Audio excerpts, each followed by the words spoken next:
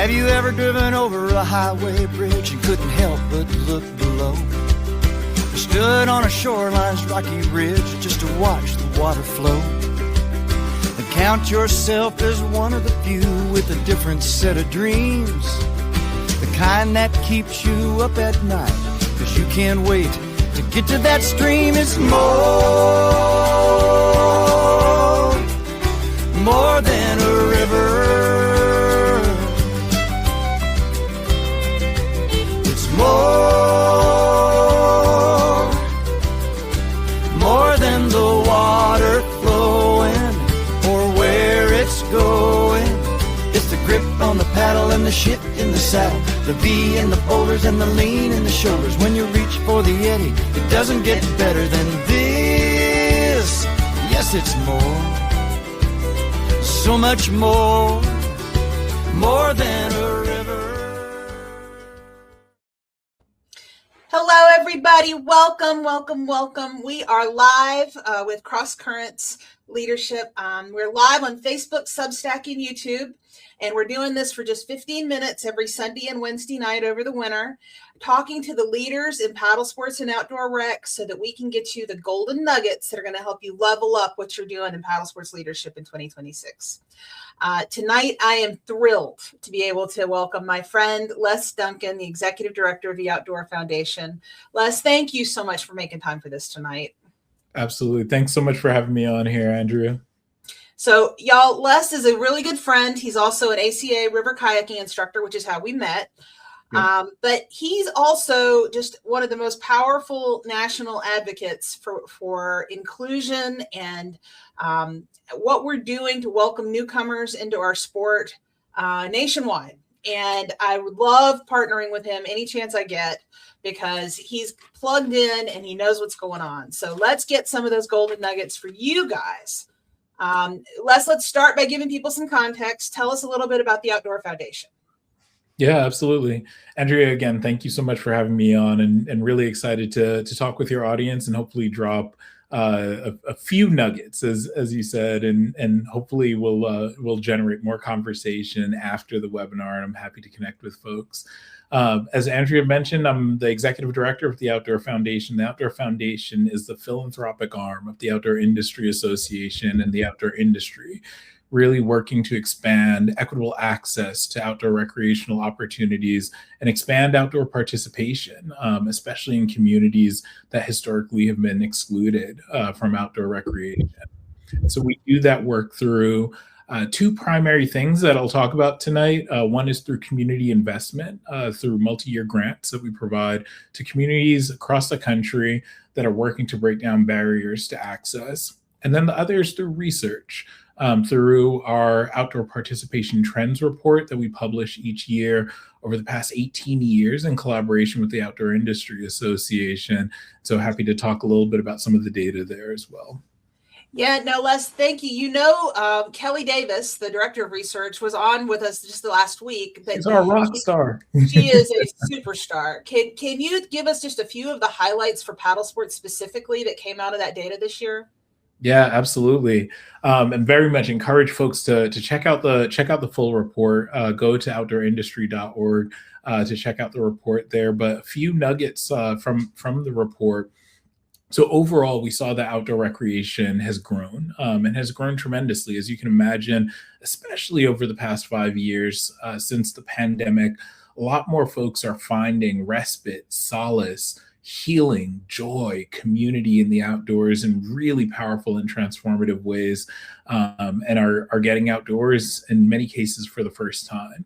In paddle sports in particular, in 2024, nearly 30 million Americans participated in at least one paddle sport across all disciplines, including recreational kayaking, sea kayaking, touring kayaking, whitewater, stand-up paddleboarding, and canoeing. We saw across, if it's a competition between disciplines, we saw that stand-up paddleboarding actually had the highest growth rate across paddle sport disciplines at about 4.4% on average over the last 5 years.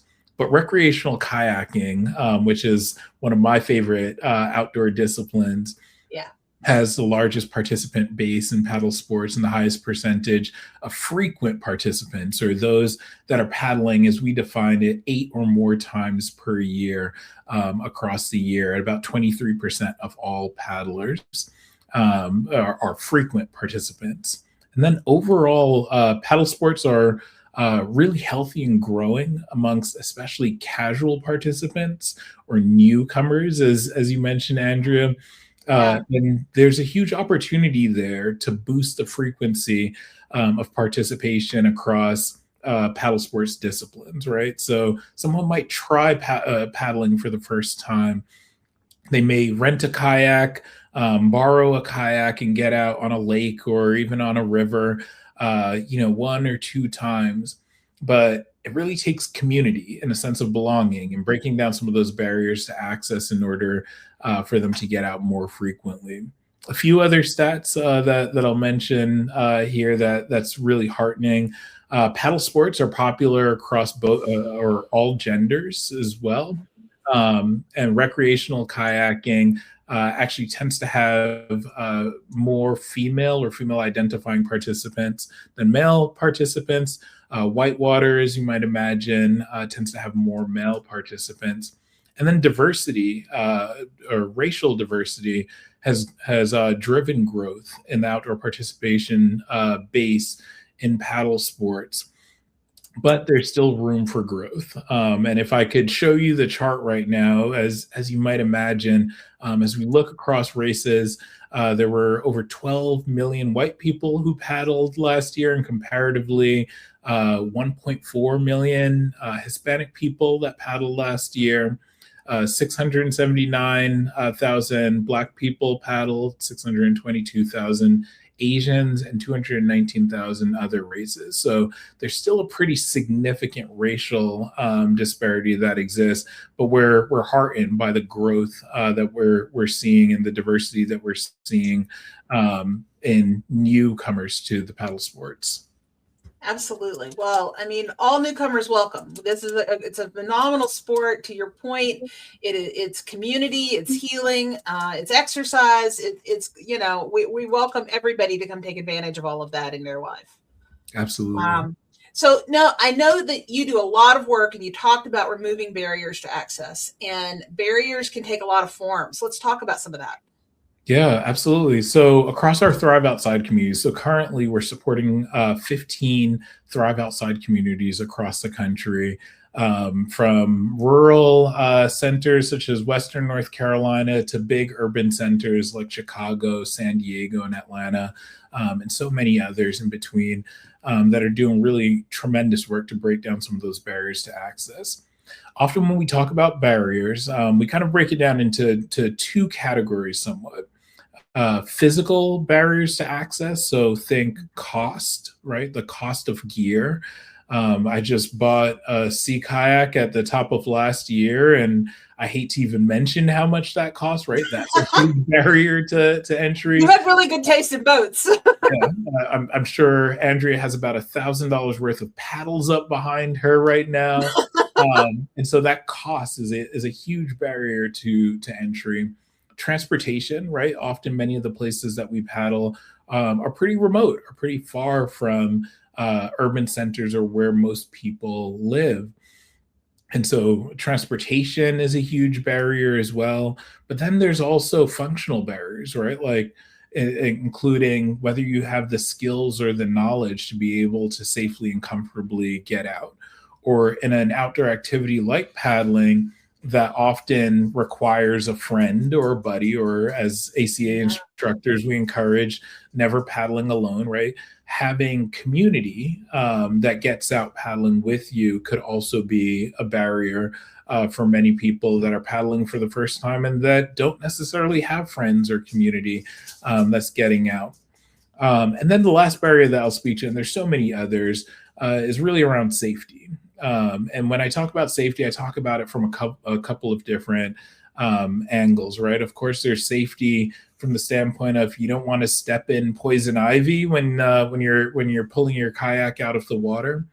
But some of the other safety elements that people are considering when they're getting out into remote, especially wild or rural areas, is whether or not I feel safe as a person of color, for example, in certain communities. And I can say personally, as an avid paddler, there have been many times where I've driven into communities to get out on the water to paddle, whether it be down in the Okefenokee or to get out on the Savannah River. There have been many communities where I didn't feel safe, whether it be because of flags that were flying that told me whether or not I belonged in those spaces, or implicit or explicit statements about who belongs in those areas. And so when we think about designing for inclusion, which we'll talk a little bit about, really stepping into the customer, the consumer, the outdoor enthusiast shoes to make sure that you're understanding what that experience might look like from their perspective. So that's much of the work that many of our Thrive Outside communities and networks of organizations are doing to address some of the barriers to access. So, let's dig into designing for inclusion a little bit more, because and in particular how Thrive Outside is doing this, how folks can connect with Thrive Outside. I know you and I have done a tremendous amount of work locally with West Atlanta Watershed Alliance, known locally as WAWA, with great affection. Yep. And have done a lot of work really making sure we're bringing mentorship and resources to emerging paddle sports leaders that for adaptive, for paddlers of color, for lots of different communities, and making sure that folks have representation and someone who is a nationally certified instructor that has first person experience of where they're coming from. But what are some other ways? I mean, talk to me about some other things that y'all are doing in Thrive Outside. Yeah, through Thrive Outside, or even just some of the conversations that I've had with leaders across outdoor recreation, leaders of large and small nonprofit organizations, land management agencies, conservation and environmental organizations.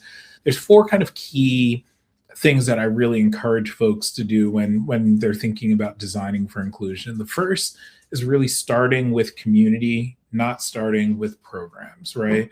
So if you think about your organization and the offerings that you have, and if your effort to inclusion is bringing people into that, not changing any elements of your programming, but just recruiting more diverse people into that, you're not really designing for inclusion. You want to really design with communities, not for them. You want to engage youth, families, and local partners, such as partners across our Thrive Outside networks, early on to co-create programs that reflect their lived experience, their cultural identity, their language, and really dive in to understand what the barriers are to their participation. Yeah. The second is removing structural barriers, right? And intentionally so. You want to address gaps proactively. You want to think proactively about some of the gaps that I mentioned and other gaps that might come up with the particular communities that you're working with, right? Whether it's proximity to nature or to those outdoor spaces, transportation, cost of gear, safety concerns, culturally relevant, mentorship. Do you have a diverse or representative staff or team that is working with that community as well is really important. Assessing what the knowledge and skill level is and really meeting people where they are. Inclusion in that, from that standpoint, is really not just marketing, it's operational design. Third, build belonging into the experience. Representation really matters. And so the ensuring that you have a representative staff, and that you have a staff that's really trained in cultural relevancy, that you have diverse leadership and instructors, and that you're creating spaces where participants see themselves, their values, their way of being in those outdoor spaces reflected in those spaces. And so that might look like, adapting and changing the type of music that you have out on programs, or the type of food, or the structure, the way that your program flows, to be really reflective of the community that you're seeking to engage. And then lastly, we have to measure what matters, right? Measuring participation, measuring who is, not only the demographics of your staff, but the demographics of your participants, tracking who's participating, who's returning, who's stepping up into leadership, who's helping to shape decisions. That will really help bring intention to your design, and really hold you and your organization accountable for expanding access and participation. Well, I knew this was going to fly by, and it has. Thank you so much for all of these insights. Guys, look in the show notes. I have linked an article that Les wrote for Paddling Business Magazine about diversity in paddle sports. That's linked in there, so you can get more of Les's great insights. I've also linked the information about the Thrive Outside communities all over the country. And I included, with Les's permission, his personal email address if you want to reach out and connect with those Thrive Outside initiatives in your area. So thank you so much, Les. Guys, our next live conversation is Sunday night. We're going to continue some of this conversation. We're going to be talking to Simone Adams from Color My Outdoors. We're going to talk about some of the ways that she's building design for inclusion into some of her programming, and more tips and tricks for how you can bring some of that thinking into your organization and your programming. And she's got some resources that they've pulled together to help you. So you know how I love sharing the resources. And I want to thank everybody who has signed up to follow our Cross Currents leadership on all channels. Some of you have figured out the hack, the secret trick. If you sign up on Substack, you get the email updates. And thanks especially to those who have upgraded your free subscription to give us support to our work here at Cross Currents Leadership. It means the world to me, and it helps keep me caffeinated, which is much needed. So thank you to everybody who's supporting what we're doing here. And I will see you guys Sunday. Thank you, Les. Thank you, Andrea. Take care, everyone.